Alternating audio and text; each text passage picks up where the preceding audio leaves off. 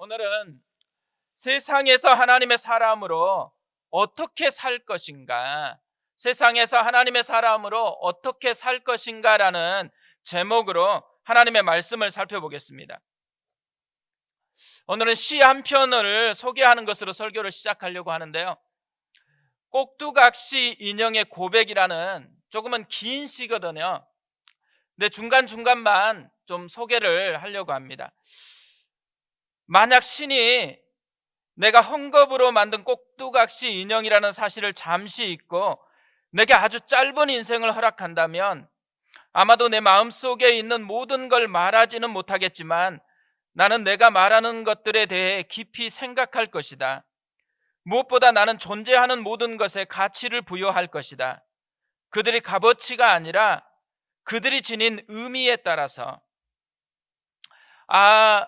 내게 아주 짧은 순간이라도 생이 주어진다면 내가 사랑하는 사람들에게 말하지 않고 지나가는 날은 단 하루도 없으리라. 한 사람 한 사람, 각각의 여자와 남자에게 내가 그들을 얼마나 마음에 두고 있는지 알게 할 것이다. 아이들에게는 날개를 주리라. 하지만 스스로 나는 법을 배우도록 내버려 두고서 노인들에게는 일깨워 주리라. 죽음은 노년과 함께 오는 것이 아니라 깨어있지 못함과 더불어 온다는 것을. 최근에 이 시를 발견하고 계속해서 보고 있는데요.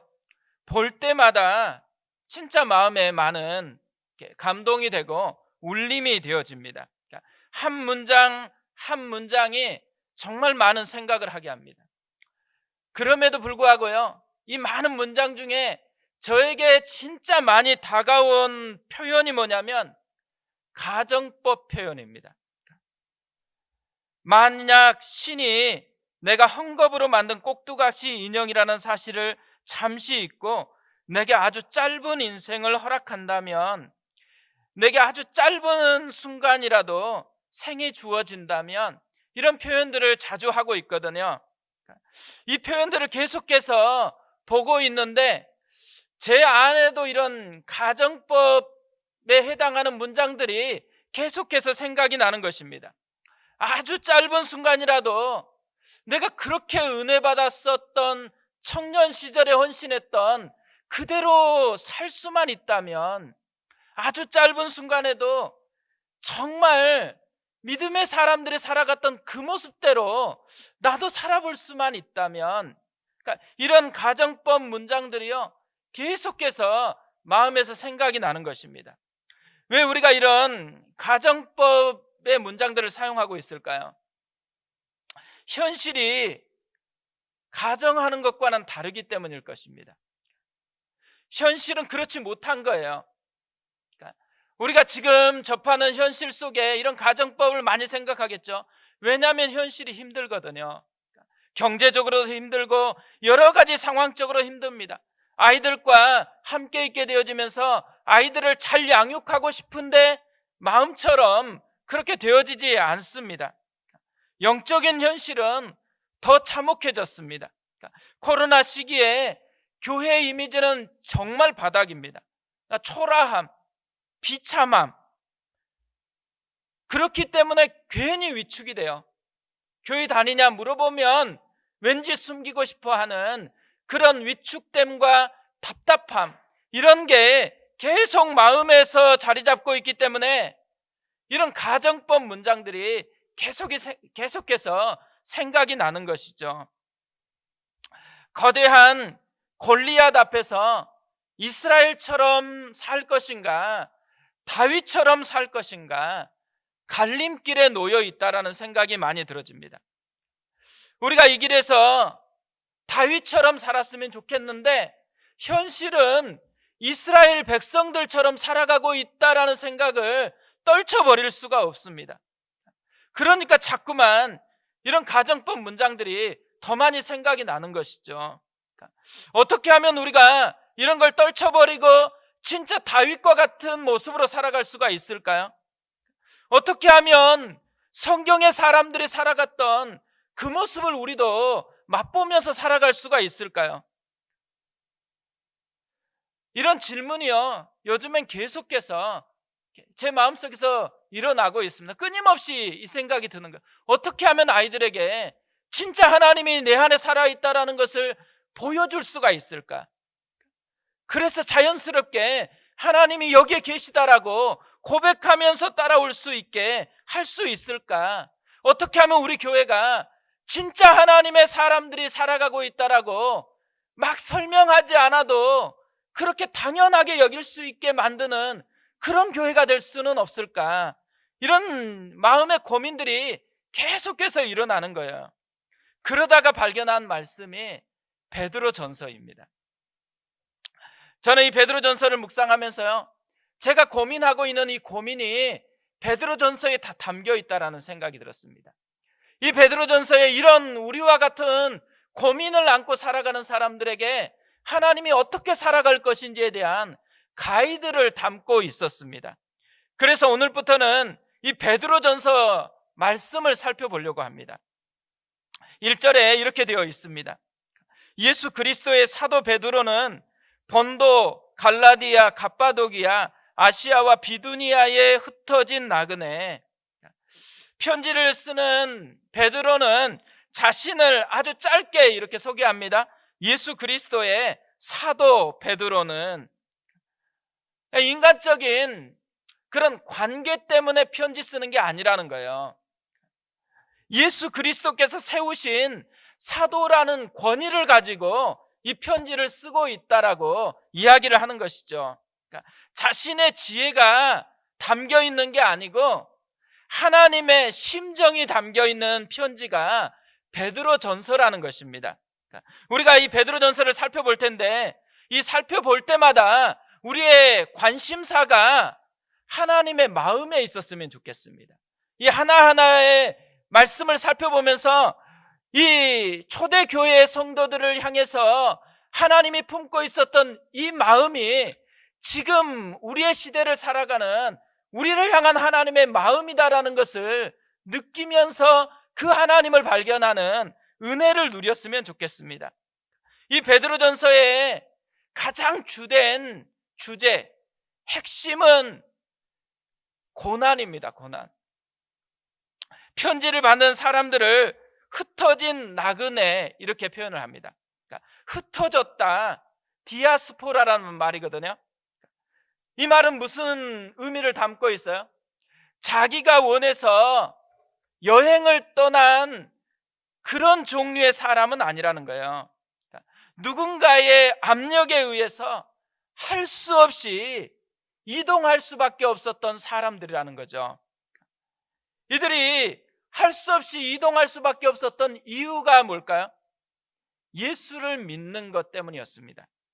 예수를 믿는다는 이 이유 때문에 사랑하는 가족들과 떨어졌어야 돼요.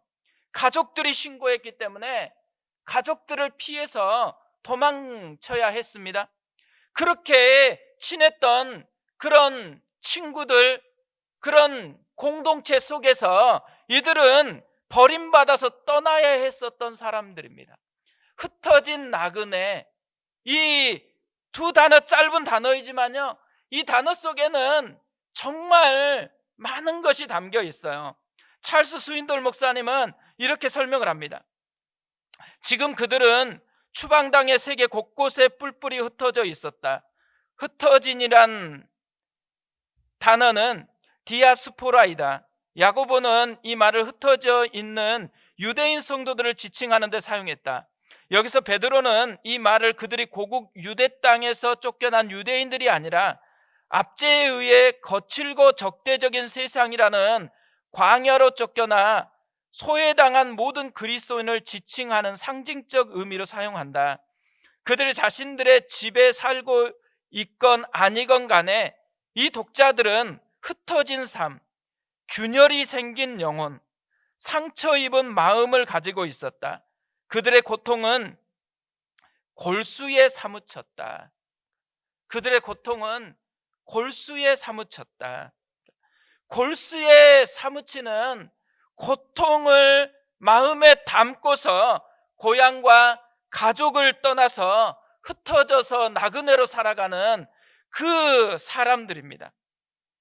이들이 이렇게 도망쳐서 지금 정착한 곳, 그것이 터키 북부에 위치한 본도, 갈라디아, 갑바도기아, 아시아와 비두니아였습니다. 하지만 이것도요, 푸른 풀밭은 아니었습니다. 또 다른 고난이 기다리고 있었습니다. 베드로전서를 살펴보면요, 이들이 주로 괴롭힘을 당했었던 고난이 무엇인지를 하나하나 이게 단서를 보여줍니다.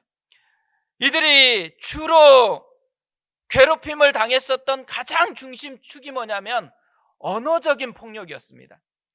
베드로전서 2장 12절에서 이렇게 되어 있습니다. 너희가 이방인 중에서 행실을 선하게 가져 너희를 악행한다고 비방하는 자들로 하여금 너희 선한 일을 보고 오시는 날에 하나님께 영광을 돌리게 하려 함이라. 악행한다고 비방하는 그런 사람들에게 괴롭힘을 당했어요. 2장 15절에도 이렇게 되어 있습니다. 곧 선행으로 어리석은 사람들의 무식한 말을 막으시는 것이라. 그러니까 무식한 말로 괴롭히는 사람이 있었어요.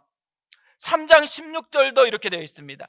선한 양심을 가지라. 이는 그리스도 안에 있는 너희의 선행을 욕하는 자들로 그 비방하는 일에 부끄러움을 당하게 하려 함이라. 욕하는 사람들이 있었다라는 거예요. 이들은요, 이런 언어적인 폭력을 지금 계속해서 당하고 있어요. 그러니까 비호의적인 그런 세상 속에서 살아가고 있습니다. 저는 이 베드로전서를 공부하면서요, 우리가 지금 겪고 있는 현실하고 굉장히 비슷하다라는 그런 생각이 정말 많이 들었습니다. 그러니까 코로나를 거치면서 점점 더 우리는 베드로전서에 있는 이 사람들과 같이 되어가는 것 같다라는 생각이 들어집니다. 물론 우리가 잘못한 게 있죠. 그러니까 우리가 잘못한 게 있지만 그럼에도 불구하고 점점 더 이제 비호의적인 그리고 언어적인 폭력이 가까이 느껴지는 그런 삶에서 우리가 살아가고 있다라는 것이죠. 베드로전서는요, 이런 험한 세상에서 어떻게 살아야 할지를 따뜻한 편지로 격려하고 있는 거예요. 위로하고 있는 것이죠. 오늘 말씀은 첫 번째 단추입니다. 이 첫 번째 단추에도 험한 세상을 살아내기 위한 하나님의 지혜가 담겨 있습니다. 오늘은 그것을 좀 살펴보려고 하는데요, 첫 번째, 이런 험한 세상을 살아가는 지혜, 하나님의 자녀된 정체성을 더욱 선명하게 붙잡으라는 것입니다. 힘들면 힘들수록요, 하나님의 자녀로 살아가라는 거예요. 아주 작은 습관의 힘이라는 책이 있거든요. 이 책의 부제가 최고의 변화는 어떻게 만들어지는가입니다. 이 책에 보면 이런 변화를 실제로 맛봤던 사람들의 이야기를 해요.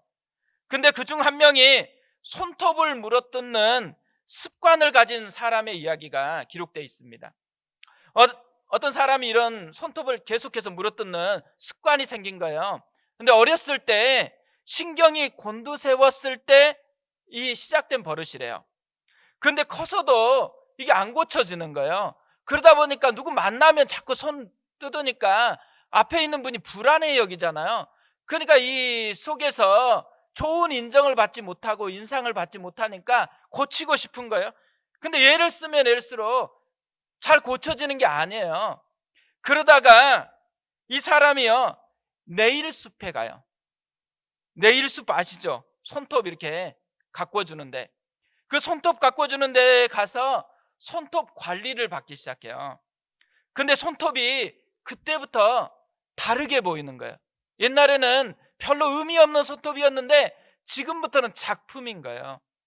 그러니까 너무 손톱이 예쁘게 보이니까 자부심이 생겼어요.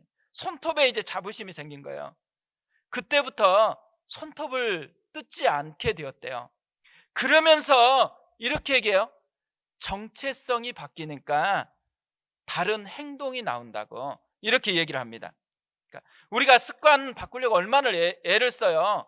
근데 왜 우리가 요요 현상을 경험하면서 습관을 바꾸지 못하냐? 이 책에서는요, 정체성을 변화시켜야 되는데 자꾸 과정을 바꾸려고 애쓴대요. 자꾸 결과만 바꾸려고 애를 쓴대요. 그러다 보니까 다시 돌아간다라는 거예요.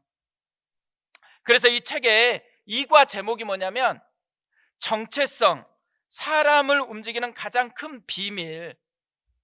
정체성이 사람을 움직이는 가장 큰 힘이라는 것이죠. 저는 이 글을 보면서요, 흔들리는 세상일수록 뭘 자꾸 사람들이 하냐면 행동을 바꾸려고 그래요.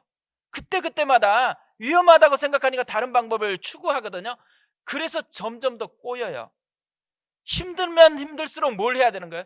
정체성. 진짜 행동을 이끌어낼 수 있는 바른 정체성을 확보해야 된다라는 것이죠. 베드로전서는요, 이런 지혜를 담고 있습니다.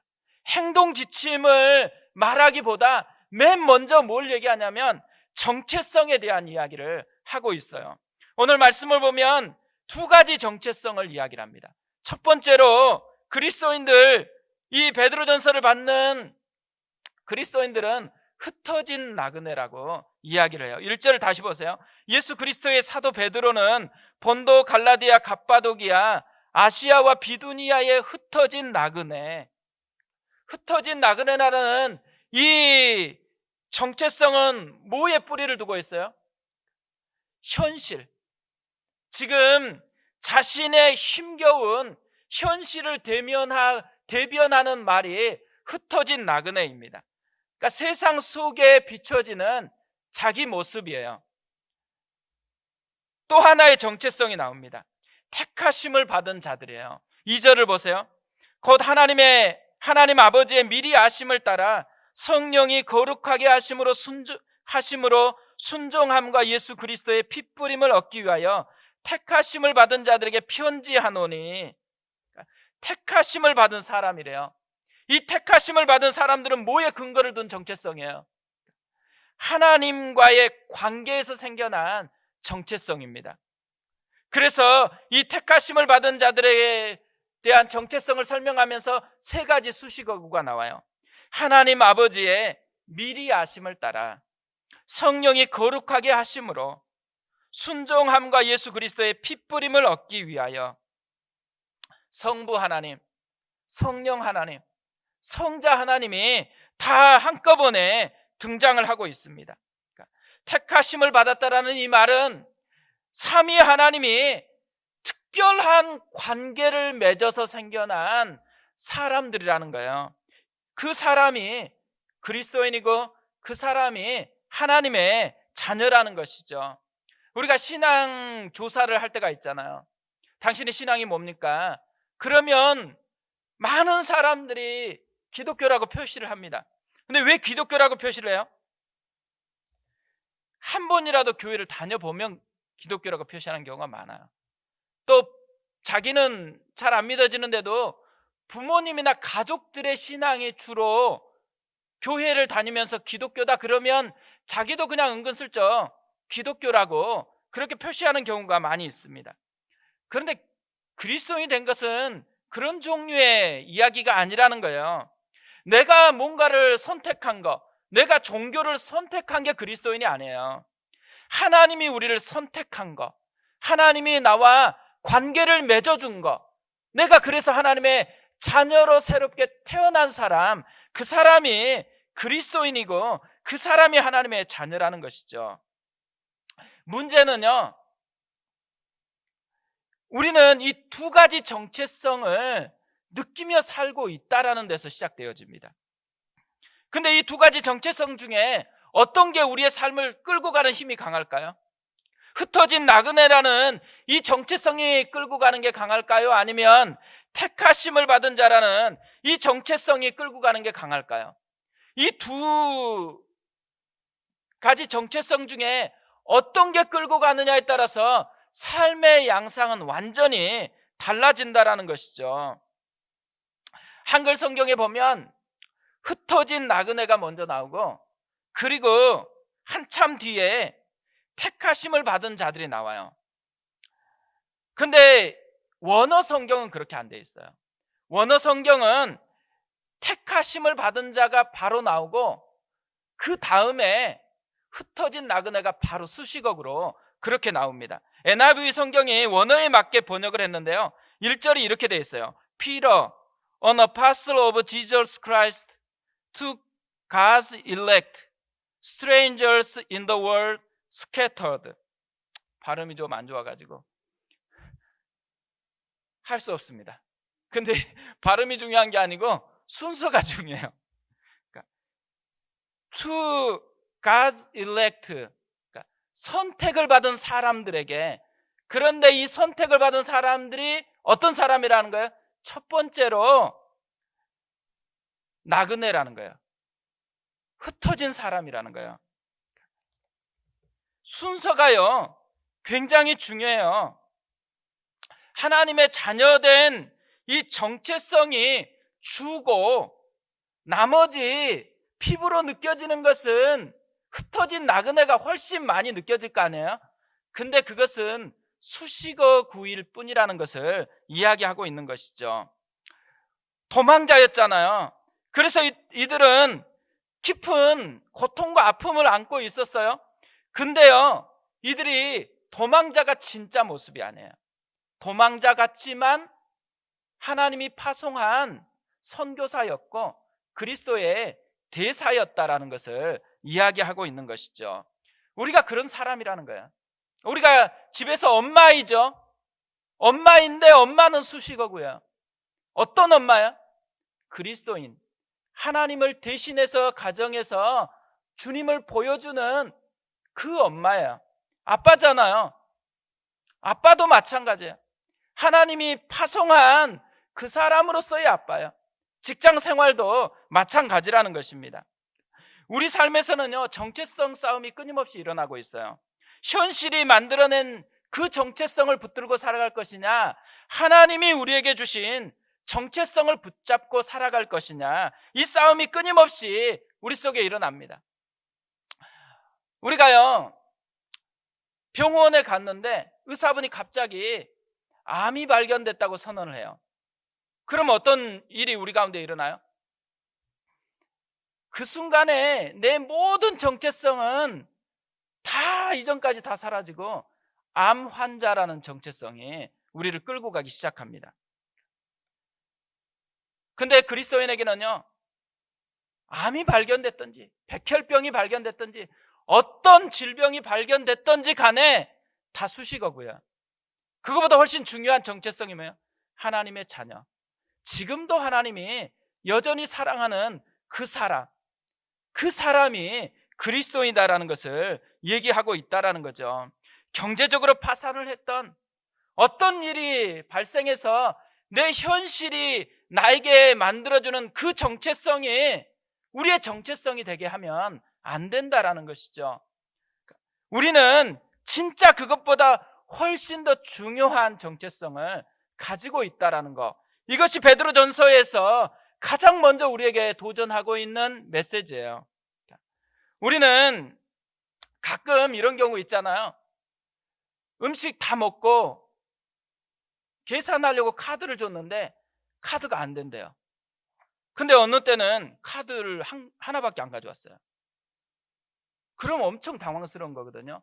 예전에 저도 그런 적이 있습니다. 그리고 할 수 없이 핸드폰 맡기고 다시 가가지고 새로운 카드 가져와서 다시 지불하고 갔거든요. 근데 다른 카드가 있으면 어때요? 하나도 당황하지 않아요.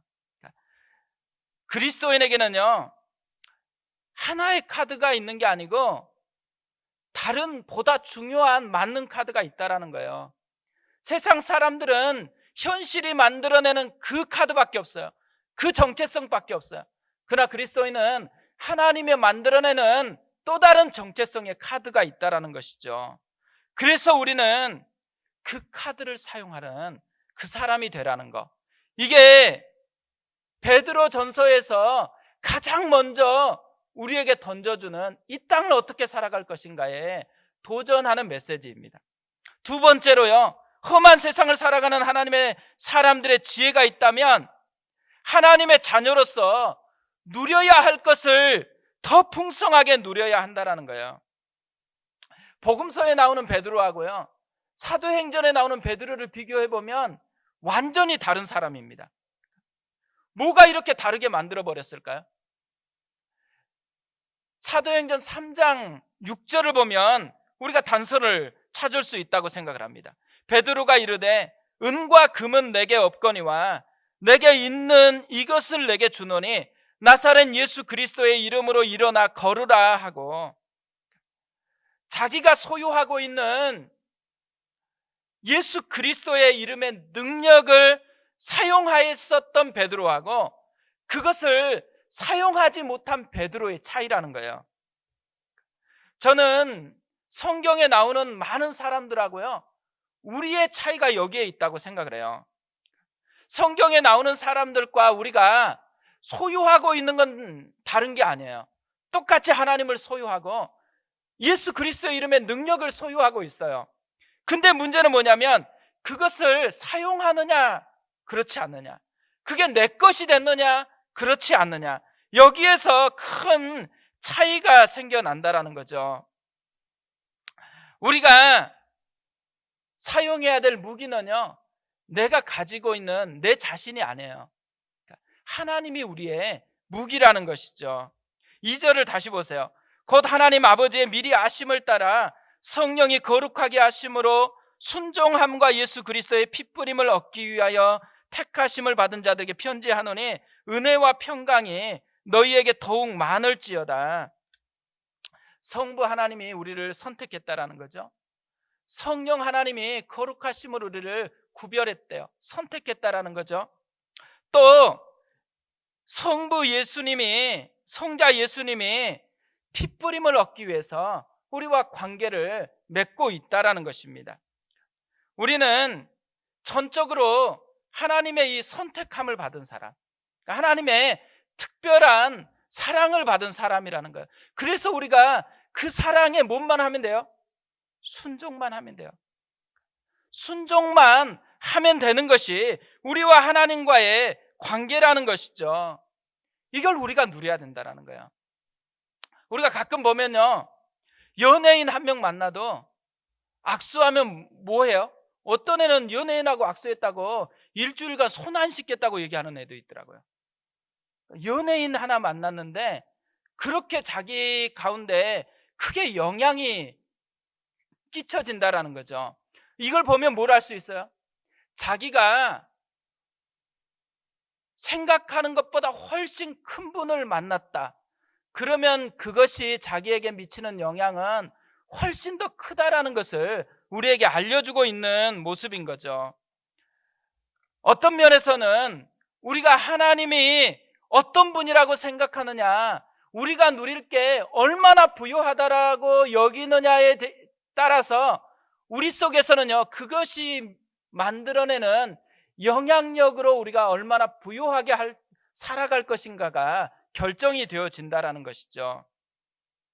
베드로는 이런 하나님의 특별한 자녀된 사람들에게 두 가지 인사말로 축복을 합니다. 은혜와 평강이 더욱 많을지어다. 은혜와 평강으로 풍성해지기를 원한다라는 거죠. 근데 이 베드로전서 마지막 문장은 5장 14절입니다. 이렇게 되어 있어요. 너희는 사랑의 입맞춤으로 서로 무난하라. 그리스도 안에 있는 너희 모든 이에게 평강이 있을지어다. 평강으로 마무리를 합니다. 베드로전서를 받은 분들이 흩어진 나그네였잖아요. 두려움이 있고 아픈 상처가 가득 쌓여 있는 사람들이에요. 그런데 이들에게 지금 평강으로 시작해서 평강으로 마치고 있어요. 뭘 의미하고 있어요? 상처로 채워서 덕지덕지 되어진 그런 인생을 하나님이 꿈꾸는 게 아니라는 거예요. 상황과 상관없이 평강으로 다시 싹 물들이게 하고 싶은, 그게 하나님의 마음이라는 거죠. 단풍으로 지금 얼마나 아름답게 물들어 있어요. 하나님이 우리에게 물들이고 싶은 것, 평강. 상황이 어떻든지 간에 하나님이 평강으로 우리에게 하나하나 물들여 놓고 그것을 누리기를 원한다라는 것이죠. 그러기 위해서 뭘 해야 돼요? 그러기 위해서 내가 하나님의 자녀라는 이 정체성을 붙들고 살아가야 되고, 그러기 위해서 하나님이 우리에게 주신 그 사랑을 붙잡고 누리면서 살아가야 된다는 것이죠. 우리가 한 주간 이 인사말을 깊이 생각해 보셨으면 좋겠어요. 은혜와 평강이 더욱 많을지어다. 조금 우울하면 이 인사말을 이렇게 속삭여 보세요. 이게 하나님의 마음이 담겨 있습니다. 이 은혜를 우리가 풍성하게 누리는 그런 삶이 되었으면 좋겠습니다. 우리 그 마음을 가지고 함께 찬양하고 하나님 앞에 나아가겠습니다.